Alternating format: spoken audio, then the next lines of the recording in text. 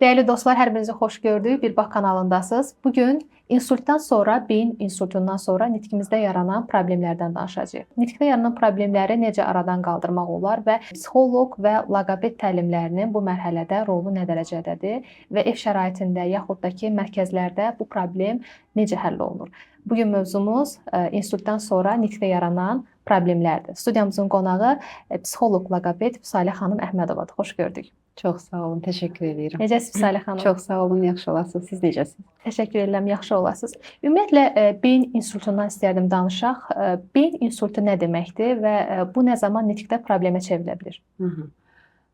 Beyin insultu adətən 40-50 yaşından sonraki dönəmlərdə sürətli təzyiq nəticəsində bəzi hallarda isə kəskin hər hansı bir ağır nevroloji problem nəticəsində yarana bilən bir problemdir, bir xəstəlikdir.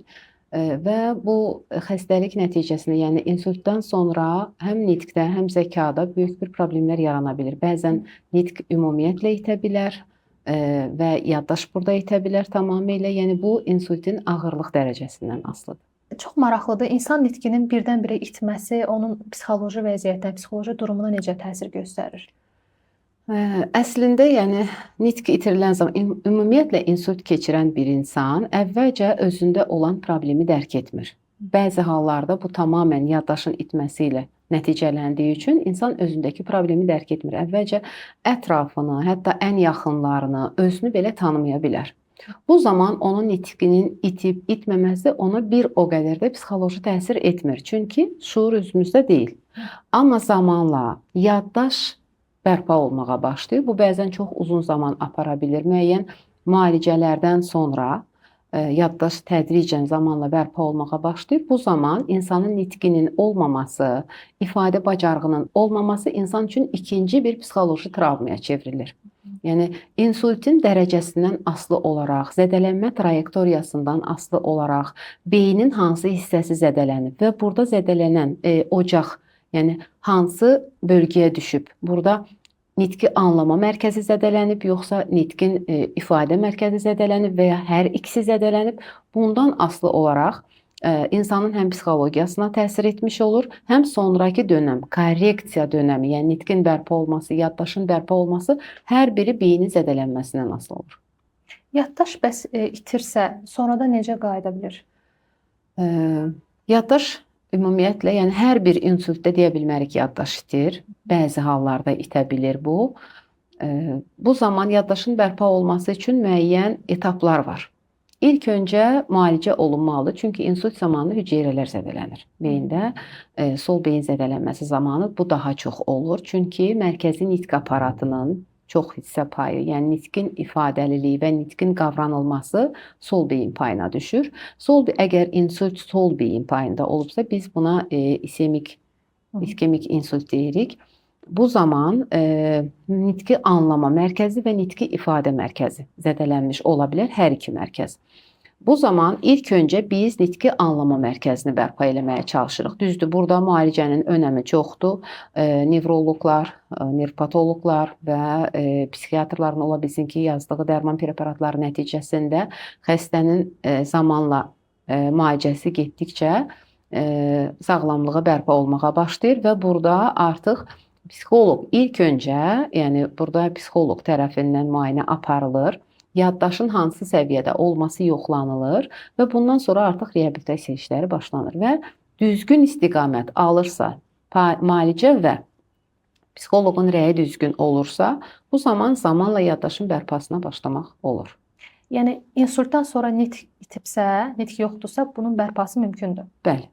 Yəni amma əvvəlcə ilk öncə mütləq şəkildə psixoloji durum nəzərə alınmalıdır. Çünki bəzən insult baş verir, yaddaş itir, nitq itir və hər hansı bir, məsəl üçün, bəzi xəstələrdə gülmək refleksi yaranır. Hədsiz dərəcədə, yəni hər bir şeyə gülərək reaksiya verirlər. Bu xəstənin özündən asılı olmayaraq ifadə etdiyi gülüşdür. Yerli yersiz gülümsəyərək cavab verəcəklər, gülmək krizinə girəcəklər. Bu kimi hallar baş verə bilir. Bəzən ümumiyyətlə xəstə gülmək refleksini itirir. Tamamilə, yəni yaddaş bərpa olsa da, xəstə ümumiyyətlə gülmək refleksini itirmiş olur. Hər hansı bir hadisəyə gülüş mimikasından reaksiya verə bilmir. Bunlar da baş verə bilər. Yəni hiss və duyğuların itirilməsindən danışırıq. Bu zaman ilk öncə insanın hiss və duyğuları bərpa olmalıdır. Xəstənin əhatəsi, onu əhatə edən şəxslərin rolu, ailənin rolu və yaxud da ki, bərpa mərkəzinin rolu burada çox böyük önəm daşıyır. Etaplı şəkildə əvvəlcə xəstə özünü tanımalıdır. Xəstəyə danışıq tonu, xəstəyə münasibət, xəstə ilə danışıq tonu, xəstənin bəzən ona idarə edən şəxslər, ona xidmət göstərən şəxslər və yaxud da ailə üzvlərinin düzgün yanaşmaması ola bilər. Məsəl üçün, xəstənin vaxtını səmərəli keçirməsi üçün, darıxmaması üçün hər hansı bir filmləri izləməsinə, yüksək tonlu musiqi dinlədirlər və yaxud da ki, hədsiz dərəcədə zamanın çox hissəsini onunla davamlı şəkildə danışdırmağa çalışırlar ilk dövrlərdə. Yanında çox səs-küylər olur.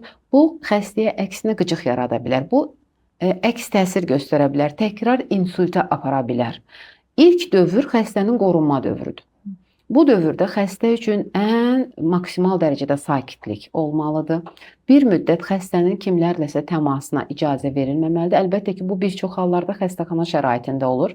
Bəzi hallarda xəstəxanadan sonra, reanimasiya dövründən sonra palatada bir müddət yata bilir. Bəzən artıq reabilitasiya mərkəzlərinə, yatılı reabilitasiya mərkəzlərinə yerləşdirirlər ki, xəstə yaxınları ilə bir müddət təmasda olmasın. Onun üçün sakit, onun dinlənə biləcəyi, yaddaşını bərpa edə biləcəyi, özünün öz yaddaşını bərpa edə biləcəyi bir ortamda olur. Müalicələr, reabilitasiyalar əlbəttə ki, öz yerində. Amma bir müddətdən sonra xəstə əgər evə artıq təyinatı verilirsə evə, bu zaman xəstənin yenə də insult zamanı çünki ətraf orqanlarda fəaliyyətini itirə bilir. Ayaqlarda, qollarda, yəni əzələlərdə tamamilə sağ tərəf və yaxud da sol tərəf tamamilə hərəkətsiz ola bilər. Xəstə yataq şəraitində ola bilər. Əgər xəstənin fəaliyyəti bərpa olubsa, yəni yeriyə bilirsə, rahat şəkildə əlini, ayağını idarə edə bilirsə, bəzi hallarda təkrarən gündəlik reabilitasiya mərkəzlərində təlim üçün gələ bilirlər. Amma bəzi hallarda xəstə yataq şəraitində olduğu üçün reabilitasiyadan sonraki dönəm ev şəraitində artıq reabilitasiyasını təşkil etmək lazımdır. Salih xanım, bəs insultdan sonra nitqin bərpası nə zaman mümkün olur? Yəni müəyyən bir dövr gözləmək lazımdırmı və başladığımız ilk anda psixoloqmu, loqopedmi, yoxsa dərman müalicəsi mi? Bunlar ardıcıllıqla necə olmalıdır? İlk öncə dərman müalicəsindən əlbəttə ki, başlanılmalıdır mütləq şəkildə. Çünki insult keçirdən ilk insanın ilkin tibbi yardım gəldikdən sonra mütləq müayinə olmalıdır. Orada onun beyin filmi çəkilməlidir, nevroloqların, psixiatrların rəyi olmalıdır. Bundan sonra nevroloqun rəyi olduqdan sonra psixoloq və ya loqopedin təlimi başlanır. İstər mərkəzdə olsun, istər yenə də ev şəraitində olsun. İlk öncə yaddaşın müayinə olunmasından başlamaq lazımdır. Bu psixoloqun işidir. Yəni birdən-birə loqopedin işi deyil ki, yaddaşı müayinə etsin. Yaddaşın bərpası necədir? Vizual təsəvvürü yoxlamaq. Yəni ətrafını dərk edirmi? Hətta bəzən bədən üzvlərini dərk etməyə bilir xəstə. Yəni, məsəl üçün, xəstə yataq şəraitindədir. Tamam, deyirik, gözünü bağla. Xəstə gözünün nə olduğunu bilmir. Dilini göstər, burnunu göstər. Yəni, bədən üzvlərini belə xəstə tanımaya bilər. Və yaxud da ki, evdə oğlunu, qızını, yoldaşını, kimisə tanımaya bilər. Və yaxud da öz adını soruşuruq, buna reaksiyası yoxdur. Bununla da qarşılaşa bilirik. Belə halda zamanla, etap-etap. Bunu ilk öncə psixoloq işləyəcək, yəni tanımanı, vizual təsəvvürünü formalaşması üçün birinci növbədə psixoloq işləyəcək. Zamanla dərk etmə fəaliyyəti formalaşmağa başlayır. Çünki burada insultun ağırlıq dərəcəsindən və zədələnmə bucağından asılı olaraq, yəni sol beyin yarımkürəsində iki mərkəz var.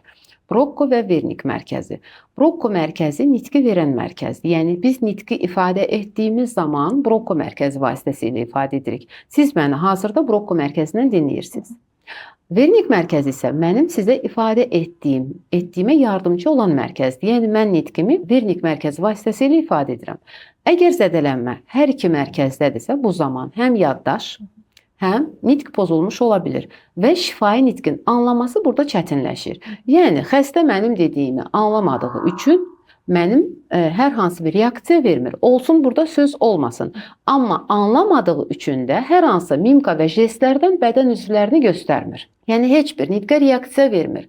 Bu zaman bizə məlum olur ki, burada vernik mərkəzi zədəlidir. Müalicələrlə zamanla hüceyrələrin bərpası nəticəsində və psixoloji təlimlər nəticəsində Vernik mərkəzini biz aktivləşdiririk. Yəni anlama prosesi başlayır. Qavrama və anlama. Çünki şifahi nitq əvvəlcə qavranılmalıdır. Bundan sonra anlamaya keçir. Yəni analiz edirik biz və bunun nəticəsində biz ifadə etməyə başlayırıq. Zamanlı şəkildə biz xəstənin özünü, bədənini və ətrafını ona təqdim etməyə başlayırıq.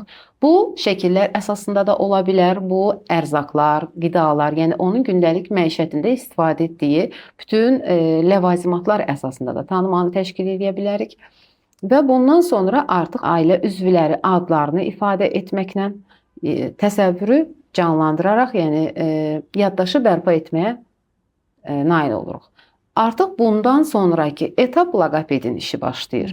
Yaddaş bərpa olmadığı sürəcə loqopedin verdiyi təlim mənasızdır. Və burada ən əsas məsələ var.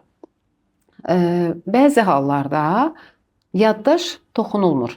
Yəni insultdan sonra iki proses baş verə bilər. Bunun biri afaziyadır, yəni yaddaşın itirilməsi. Sözlərin mənası itə bilər, sözlər ümumilikdə itə bilər, nitqin qrammatik formasını başa düşməyə bilərlər. Bəzi hallarda isə dizarteriya ilə rastlaşırlar. Yəni nitq aparatı, yəni artikulyar nitq aparatı zədələnmiş olduğu üçün, mərkəzi sinir sistemi zədələndiyi üçün, sinirlərin innervasiyası, yəni sinirlərin ötürülməsi pozulduğu üçün xəstə nitqini ifadə etməkdə çətinlik çəkir. Yəni artikulyar aparat, tənəffüs orqanları və dil, dodaqlar, dişləm, bütünlükdə bunlar hamısı artikulyar aparat sayılır. Əgər artikulyar aparatda zədələnmə varsa, sinirlərin burada innervasiyası pozulubsa, loqopedik təlim ilk öncə nəfəsi, yəni tənəffüsü. Çünki nitq tələffüz, tənəffüsün hesabına yaranır. İlk olaraq tənəffüs məşqələləri, masajlar, dil gimnastikaları, xüsusi artikulyar zondlar, hansı ki artikulyasiyanı masaj eləmək üçün xüsusi zondlar vasitəsi, dil gimnastikaları mütləq şəkildə aparılaraq tədricən artikulyasiya hərəkəti, artikulyasiyanın sinirlərlə innervasiyası bərpa olur və bundan sonra nitqin yaranmasına gətirib çıxardır. İnsultdan sonra nitqini itirən şəxslərlə mərhələli şəkildə bəs kimlər işləməlidir? İlkin olaraq birinci növbədə həkim, müalicələrdən sonra psixiatrın və nevroloqun rəyi əsasında yaddaşın və qavramanın hansı dərəcədə olmasından asılı olaraq təyinat olunmalıdır. Əgər yaddaş itibsə, qavramada problem varsa, birinci növbədə psixoloq, sonra və burada reabilitasiya da keçə bilər. Xəstə üçün fizioloji olaraq reabilitasiya keçilir. Dayaq hərəkət sütununun bərpa olunması, əl-ayaq hərəkətlərinin bərpa olunması, reabilitoloqlar işləyəcəklər bunu və psixoloq sonra sonunda loqoped işləməlidir nitqin bərpa olması üçün. Yəni paralel şəkildə işlənməlidir əslində. Həkim, reabilitoloq, psixoloq və loqoped birgə səy nəticəsində nitqi bərpa etmək, ümumilikdə yaddaşı bərpa etmək və nitqi bərpa etmək mümkün olur. Salih xanım, bəs insultdan sonra loqoped, psixoloq təlimi biraz gecikdirilsə, hətta 1 il, 2 il, uzun müddətdə bir vaxt keçir üzərindən, bu təlimlər effekt verəcəkmi? Xeyr, ilkin öncə müalicə bitdisə, əgər müalicə davam edirsə, bəzən müalicə davam edə bu təlimlər başlamalıdır. Yəni ilkin ayında, yəni ilkin dövrdə başlanmalıdır.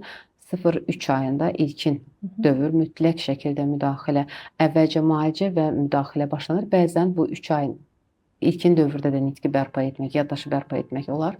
Sonraki dönəm 3-cü, 6-cı ay dönəmidir ki, burada da yaddaş əgər hələ də ləngiyirsə, bəzən nitq hər hansı bir kiçik bir söz hissəciyi ilə yaranmağa başlayır. Bu isə beyində avtomatlaşır və nitqin düzgün formalaşmasına böyük maneə törədir. Hətta bu, yəni yaranmış bəzən xəstəyə xidmət edən, qulluq edən ailə üzvləri və yaxud da ki kimlərsə, bəzən nitqi yaranır deyə özlərini aldatmış olurlar. Hər hansı bir kiçik bir heyecadan razılaşırlar ki, nitqimiz artıq yaranır. Hətta bərpanı, yəni reabilitasiyanı dayandırmış olurlar. Fikirləşirək öz-özünə düzələcək. Bəli, öz-özünə düzələcək deyə. Hətta bəzən xəstə anidən bir neçə söz ifadə edə bilər. Bu afaziya zamanı baş verir. xəstə bəzən sözü ifadə edir, amma sonradan o sualı biz versək, təkrardan o sözü soruşsaq, o heç bir halda onu ifadə edə bilməyəcək.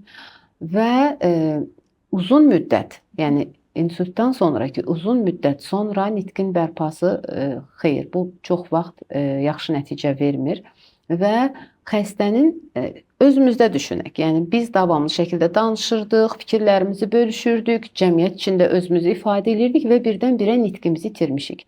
Əgər yaddaş varsa, insan şifahi nitqi anlayırsa və hər hansı bir davamlı şəkildə ailədə özünə görə bir statusu var, bir iş adamı idi və nitq birdən-birə itib, bu insan tamamilə ünsiyyətdən kəsilib. Siz düşünün, bu insan psixologiyasına nə dərəcədə pis təsir edə bilər.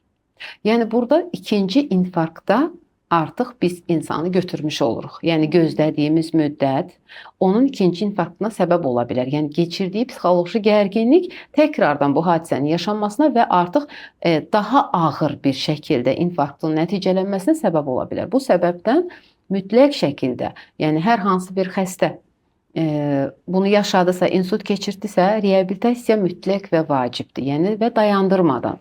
Çünki bəzi hallarda yaranan ən kiçik qeyd etdiyim kimi elementlər, söz elementləri, heca elementləri yaranır və burada avtomatlaşır. Beyinə yazılan bu olur. Bu digər sözlərin yaranmasına, digər səslərin yaranmasına, digər fonemlərin yaranmasına maneə törədir. Bu səbəbdən o səsin, hətta o hecanın itirilməsinə cəhd eləmək lazımdır ki, onu biz stoplamalıyıq ki, düzgün nitqin yaranmasına maneə törətməsin. Onun korreksiyası, onun stoplanması dövrü belə bəzən zaman ala bilir. Bu səbəbdən də müalicə müddətində təlim aparacaq şəxsin məlumatlı olması və yaranan hər hansı bir qeyri-ixtiyari nitqin, lazımsız, biz buna bəzən səs tiki deyirik, heca tiki deyə bilərik, söz tiki, lazımsız yerdə xəstə davamlı şəkildə bu sözdən, səsdən, hecadan istifadə eləməyə başlayır. Birinci növbədə onu stoplamaq lazımdır. Yəni yanlış gedən prosesi stoplamadan biz doğru yola çıxa bilməyəcəyik. Yəni nitqin yaranması, hər hansı bir heca yaranıb. Hecanı stoplamadan yeni bir səsi, hecanı almaq mümkün olmayacaq. Səs yoxdursa heca yoxdur, heca yoxdursa söz yoxdur. Bu zaman mütləq şəkildə biz yaranan qeyri-ixtiyari hecanı stoplamalıyıq. Bəzi bu biraz uzun çəkən bir proses olur. Bəzən bir səsin yaranması, yaratmaq üçün bir neçə gündən cəhd eləmək lazımdır. Çünki insult keçirdən insanda tənəffüs aktı pozulmuş olur. Dil hərəkəti pozulmuş olur. Məsəl üçün, normalda insanın dili sağa, sola, yuxarı, aşağı, artikulyasiyada müəyyən hərəkətləri ifadə edir. Çünki biz danışdığımız zaman hər bir səsin yaranması üçün artikulyasiyamız sürətli şəkildə hərəkət eləyir. Biz bunu hiss eləmirik. Ancaq biz xəstə ilə, insult keçirdən bir xəstəyə, məsəl üçün dilimizi sağa çevirək, sola çevirək, çölə çıxaraq, bu uzun zaman ala bilir. Hərəkət bərpası çox çətin bir mərhələdir. Tənəffüs, nəfəs almaq, nəfəs vermək, burun nəfəsi, ağız nəfəsi, bu çox vacibdir. Bəzən xəstə bunu bacarmır, üfürməyi bacarmır, dərin nəfəs almağı bacarmır. Əvvəlcə bunlar hamısı etapla məşq olmalıdır. Bundan sonra artıq ilk öncə səs qoyuluşunda sait səslər. Çünki burada artikulyar hər hansı bir sait səslərin qoyuluşundan başlayırıq. Burada hər hansı bir artikulyar hərəkət tələb olunmur. Düzgün tənəffüs, yüngül artikulyar hərəkətlə saitlərin ifadə olunmasına kömək edir. Bəzən hətta saitlərin ifadəsi belə bu xəstələr üçün çətin olur. Saitlər müəyyən qədər ardıcıllıqla və avazlı şəkildə tələffüz olunduqdan sonra biz samit səslərin bərpasına keçirik. Samit səslərin bərpasından sonra biz hecalar birləşdirərək xəstədə heca yaranmasına nail oluruq nitqində və bundan sonra kiçik söz hissəciklərini yaratmağa nail oluruq. Bəs insultdan sonra xəstənin nitqinin bərpa olunması ev şəraitində mümkündürmü? Yoxsa hansısa bir reabilitasiya mərkəzinə getməlidirmi? Bəzən, yəni yönləndirilmiş xəstənin, yəni hər hansı bir xəstəxanaya xəstə yönləndirildisə, ilkin tibbi yardım görüldü. Xəstəxananın öz şəraiti buna əl verir ki, klinikada hər hansı bir xəstəxanada ilkin tibbi yardımdan sonra, müəyyən müalicə etapından sonra reabilitasiyanı orada davam etdirə bilirlər. Amma bəzən ailənin durumu və yaxud da ki, xəstənin öz istəyi əsasında ev şəraitində reabilitasiya məsləhət görülür. Bu da mümkündür. Amma ilk öncə xəstənin ev şəraitinin ona uyğun mühit olması şərtdir.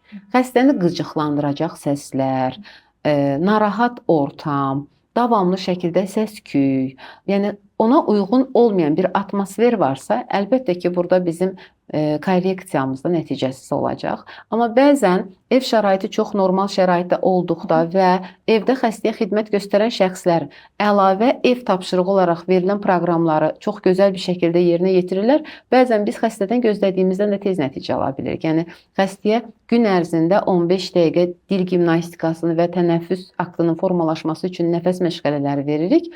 Xəstəyə xidmət göstərən şəxs oğlu da ola bilər, qızı da, yoldaşı da və yaxud da ki, hər hansı bir daya xidməti olduğu halda çox gözəl bir şəkildə bu məşğələləri elətdirirlər və nəticə etibarından bugün qoyduğumuz səsi sabah gedib heca ilə qarşılaya bilirik. Amma bəzən də xəstənin istəksizliyi və yaxud da ki, evdə düzgün göstərilə bilməyəcəyini düşündükləri üçün, xidməti düzgün göstərə bilmədikləri üçün bundan imtina edirlər. Bu zaman yəni həftədə 3 dəfədən az olmayaraq loqopedik psixoloji xidmət getməlidir. Amma həftənin 7 gününü digər şəxslər qarşıladıqda, müəyyən günlərdə qarşıladıqda, müəyyən saatlarını qarşıladıqda bu daha effektli nəticə verir. Amma bəzən şərait və yaxud da ki, ailə üzvlərinin bunu bacarmadıqlarını bildirəndə ən az 3 gün psixoloq loqoped xidmətindən bunu bərpa eləmək olur. Amma daha çox 5 gün tövsiyə olunur. Ən azından yaxşı olar ki, 5 gün tövsiyə olunsun.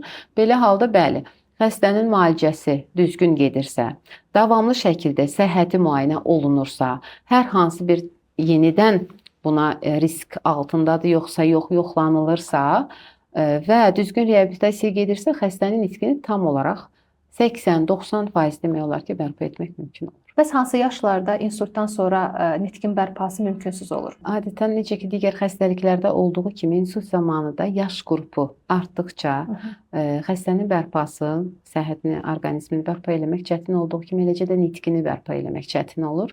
Adətən insult 45, 50 daha sonraki yaşlarda baş verə bilir. 65-70 yaşına qədər yaşda olan xəstələr üçün nitqin qaytarılması daha effektiv olur, daha tez ola bilir nəticə və biz bunun demək olar ki, 80%-ə nail ola bilirik. Amma 70 yaşından yuxarı olduqda isə bu risk biraz azalmağa başlayır. Çünki artıq burada uzun müddətli qəbul etdikləri psixotrop dərmanlar ola bilər və qan təzyiqini normada saxlayan dərmanlar ola bilər. Bunlar özü də yaddaşın itməsinə təsir etdiyi üçün insult keçirdən bir insan üçün yaddaş zaten əvvəlcədən biraz zədələnmişdi və hüceyrələrin bərpası da artıq bir qədər zəiflədiyi üçün xəstənin nitqini də qaytarmaq bəzi hallarda mümkün olur. Bəs Salih xanım, nitqin həmin mərhələdə bərpası üçün daha yaxşı effekt əldə etmək üçün əlavə olaraq hansı metodlardan istifadə edə bilərik? Yaxşı effekt dedikdə ilk öncə xəstənin psixoloji vəziyyəti ilk önəmli və onun maraq dairəsi. Bəzən xəstələrin çox gözəl musiqi duyumu olur. Burada melodi terapiya deyirik biz. Melodi terapiya zamanı sait səslərin axını və sonradan bura sakit bir şəkildə samit səsləri əlavə edərək artikulyasiyanın hərəkətini bərpa etmiş oluruq. Çünki melodiya zamanı səs axınlı bir şəkildə, ritmik şəkildə, yəni rahatlıqla ifadə olunur. Bu da xəstənin nitqinin ifadə etməsinə kömək olur. Yəni bir xəstənin əgər musiqi duyumu varsa və əlbəttə ki, bu insult zamanı zədələnməyibsə, belə halda melodi terapiya deyirik biz onu, musiqi ilə terapiya. Onun, məsəl üçün, A səslər, sait səsləri hər hansı bir tonda ifadə edərək qaldırsın, yüksəlsin, endirsin və yaxud da hər hansı bir musiqini dinləsin və mısıldamağa başlasın və yaxud da ki, kino, tamaşa, hər hansı bir əvvəlcədən biz ailə üzvlərindən informasiya ala bilirik ki, baxdığı nələr idi, nələrə daha çox diqqət yetirirdi. İnsanlar var ki, daha çox idmana yönəlir, diqqəti teatr tamaşanı sevən insanlar var, kino filmlərini izləməyi sevən insanlar var. Onlar köhnə xatirələrini canlandırmaq üçün bunlar özü çox gözəl kömək edə bilir. Biz bunlardan istifadə edə bilərik. Yəni vizual təsəvvürü formalaşdırmaq üçün gəzintilərini təşkil edə bilərik. Əlbəttə ki, onun hərəkət sütunu ona imkan verirsə, dayaq hərəkət sütunu ona imkan verirsə, gəzintilər, gəzinti zamanı onun psixoloqun apardığı söhbətlər, rəsm çəkə bilər. Sevdiyi hər hansı bir fəaliyyət, izlədiyi hər hansı bir film, dinlədiyi hər hansı bir musiqi, gəzdiyi hər hansı bir yer insanın yaddaşının və nitqinin qaytarılmasında çox böyük əhəmiyyət kəsb edir. Bəs Salih xanım, bilib qədərli insultun da özünün müəyyən növləri var. Bəs maraqlıdır, insultun hansı mərhələsində, hansı növündə bu nitqin geri qaytarılması məsələsi biraz çətinləşə bilər. İnsult zamanı əgər burada beyin qan dövranı sistemi pozulubsa, beyin qan sızması baş veribsə, bu iskemik insult sayılır. Bu zaman bu günləri insult keçirdən xəstələrin 80%-də budur və belə olduğu halda nitqin qaytarılması mümkündür. Amma digər insult, interserebral insult deyirik biz buna. Bu insult zamanı, yəni beyin qan damarlarında sızmalar baş verir. Bu çox çətinləşir. Bu isə nitqin, ümumiyyətlə yaddaşın qaytarılmasına və eləcə də nitqin qaytarılmasına çox böyük maneə törədir və ikinci insult riskinin olması deməkdir. Yəni bu bəzi hallarda belə deyək də, birinci halda əgər bu 50%, 10-20% ikinci dəfə insult keçirmə riski varsa, ikinci halda isə daha ağırdır. Bu zaman 50% insanlarda bunu təkrardan insult keçirmə riski var.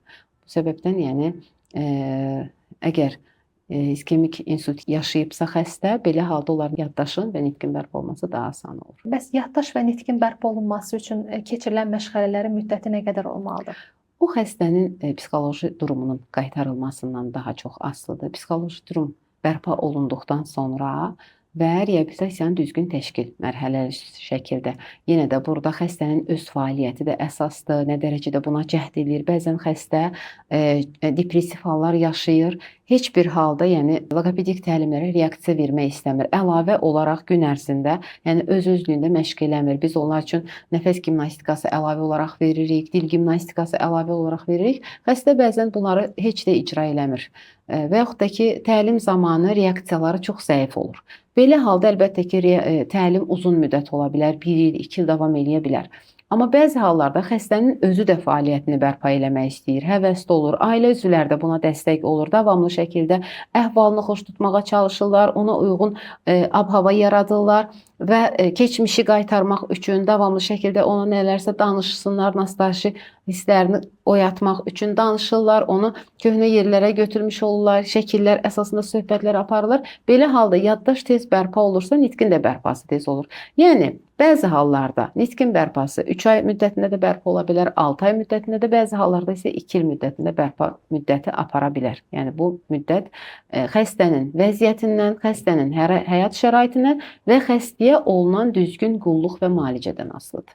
Əslində nəticə əldə etmək üçün insan gərək özündən başlaya, özü istəməlidir bu şeyi. Əlbəttə ki. Müsahibəmizdən belə başa düşdüm və ətrafdan, kənardan yaxınlarımızın dəstəyi nəticəsində və təbii ki, o məşqlər, keçdiyimiz loqoped təlimləri və psixoloji təlimlər xəstənin bir mərhələdən artıq digər mərhələyə keçməsinə dəstək olur. Çox maraqlıdır. Yəqin ki, ailəsində, yaxınlarında bu problemdən əziyyət çəkən insanlar var. Hansı ki, məsələn, bu problem baş verib, müalicə elətdirməyib, yəni təlimlərə gedə bilməyib, yaxud da ki, belə bir hal yaşayacaqsa ilk olaraq nə etməlidir? İstərdim ki, onlara öz tövsiyələrinizi verərdiniz. Deməli, biz bu günləri sağlamıqsa, bu demək deyil ki, biz gələcəkdə hər hansı bir yaddaşın pozulmasına və yaxud da ki, nitqin itirilməsindən əziyyət çəkməyə bilərik. 7-dən 77-yə bu günləri hər bir insanın nitqi və şuuru risk altındadır. Hər bir yaş dövründə, necə ki, müəyyən bir yaş dövründə insan kəkələməni qazana bilər, eləcə də insult nəticəsində, hər bir yaş dövründə insult nəticəsində insanda afaziya deyilən yaddaş pozuntusu yarana bilər və yaxud da ki, dizarteriyadan əziyyət çəkə bilər, yəni artikulyar aparatın sıradan çıxması nəticəsində, zədələnməsi nəticəsində, sinirlərin zədələnməsi nəticəsində, sinirlərin inervasiyasının pozulması nəticəsində nitq aparatının öz fəaliyyətini itirməsi nəticəsində nitq itirə bilərik. Bəzi hallarda bundan məlumatsızlıq. İlkin dövrdə ilk tibbi yardım göstərilir və xəstə ev şəraitində onunla ünsiyyətə keçilir. Amma nədən başlamaq lazımdır? Xəstə sahibləri bundan məlumatsız olurlar. Belə halda tövsiyə edərəm ki, ilk öncə hər bir insan əslində məlumatlı olmalıdır xəstəliklərdən. Amma ilkin olaraq əgər ailəmizdə, yaxınlarımızda, tanıdığımız hər hansı bir insanlarda belə bir hadisə baş veribsə, mütləq şəkildə psixiatrın, nevropatoloqun müalicəsi və rəyi əsasında psixoloqa və loqopedə müraciət etmək lazımdır. Bəzən bölgələrdə, rayonlarda, yəni buna məlumatsız insanlar var. Belə xəstələri şəraitsizlikdən ev şəraitində məcbur olurlar. Kənardan müdaxilə olmur bunlara və bu insanlar ömrünün sonuna qədər nitqini itirmiş olur. Yəni bir insan danışır, özümüz təsvir edək ki, bir insan danışır, uzun müddət hər hansı bir fəaliyyəti var idi, lap ev qadını idi, bir ana idi, bir övladına sevgi göstərə bilirdi, bir qaynana idi, gəlini buyura bilirdi. Bu gün isə ancaq nitq olmadığı üçün özünü ifadə etməkdə çətinlik çəkir. Ətrafla ünsiyyət qurmaqda çətinlik çəkir. Hər hansı bir hadisəni xatırlayır, amma ifadə edə bilmir. Bu onun psixoloji durumuna çox böyük mənfi təsir göstərir. Bu baxımdan əgər ilk öncəsi hər kəsin sağlamlığı, səhhəti yerində olsun, ancaq yaxınlarımızdan kimdəsə belə bir hadisə olarsa və yaxud da ki, hardasa eşidiriksə, kimsə bundan əziyyət çəkirsə, mütləq şəkildə mütəxəssisə müraciət etsin. Yəni düzgün mütəxəssis, düzgün müalicə və düzgün reabilitasiya nəticəsində məncə o xəstələr nitqsiz və yaxud da ki, anlamadan hər hansı bir əziyyət çəkə bilməzdir. Bərpa oluna bilər. Vüsaleh xanımı yəqin ki, izləyicilərimiz bir dəfə bizim kanalımızda müsahibədə görüb. Vüsaleh xanım loqoped psixoloqdur və deyərdim ki, onun reklam videolarına rast gələ bilməz sosial şəbəkələrdə. Yəni bu sahədə də tanıdığım, deyərdim ki, ən yaxşı loqoped psixoloqdur və özümüz də yəni buna şahid olmuşuq, onun işlərinə də şahid olmuşuq. İzləyicilərimizə bildirmək istəyirəm ki, nəinki insultdan sonra yaranan nitq problemləri, hətta az yaş uşaqlarda rast gəlinən inkişaf problemləri, nitq problemləri zamanı da Vüsaleh xanım çox yaxşı dərslər keçir. Tövsiyə eləyərdim sizə də, necə ki, mən öz yaxınlarıma həmişə tövsiyə eləmişəm, kim məndən soruşubsa, elə eyni zamanda da sizə də tövsiyə eləyərdim. Bildim ki, Vüsaleh xanım Əhmədova loqoped psixoloq bugün bizim studiyamızın qonağı oldu. Bugün biz insultdan sonra yaranan nitq problemlərindən danışdıq. Sizə qaranlıq qalan məqamlar varsa, şərh bölümümüzü açıqda yaza bilərsiniz. Vüsaleh xanımla əgər əlaqə saxlamaq istəsəniz, videomuzun üzərində və şərh bölümündə əlaqə nömrəsini qeyd edəcəyik. Təşəkkür edirəm Vüsaleh xanım, minnətdarıq. Çox maraqlı bir müsahibə oldu. Çox sağ olun. Mən də sizə təşəkkür edirəm ki, insanları bu cür maarifləndirirsiniz və bu günləri bu verilişlərə, bu videolara gerçəkdən də hər birimizin ehtiyacı var. Təşəkkür edirəm sizə və sizin gözəl kanala. Çox sağ olun. Biz təşəkkür edirik. Sağ olun. Sağ olun.